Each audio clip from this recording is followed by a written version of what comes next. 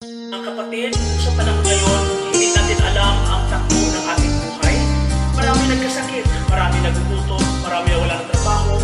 Dahil sa pandemya, marami nadapa, nasaktan, iniwan. At lalo na ngayon, may kalamidad sa bansang Pilipinas at hindi lang po sa Pilipinas, sa buong mundo. May baha, bagyo at marami na salanta. Kaya tayo ay magdasal, manalangin at magtulungan at humingi ng kapatawaran sa ating buong may kapal. Maraming salamat po.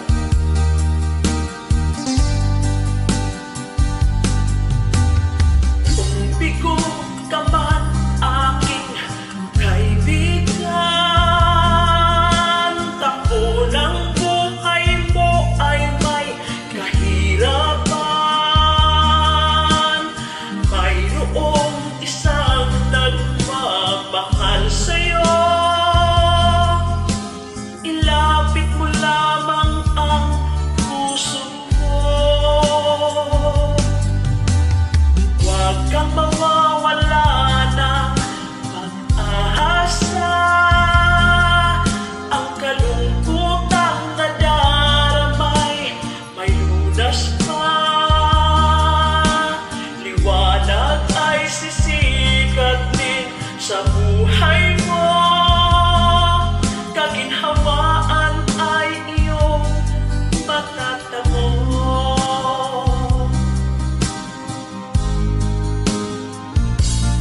Tanging kay Jesus mo lang ito matatagpuan. Tanging kay Jesus mo lang ito mararamdaman. Tanging kay Jesus lamang mayroong kalunasan. Lumapit ka, lumapit ka. Sa Kanya mo lang ilagak ang iyong kabiguan. Sa Kanya mo lang ilagak ang puso mong nagdaramdam.